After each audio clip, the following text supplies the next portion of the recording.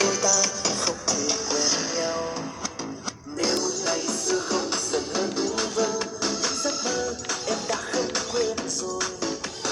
Nếu tình ta chẳng cách xa lúc đang nồng say, lòng anh nguyện chỉ yêu mình em.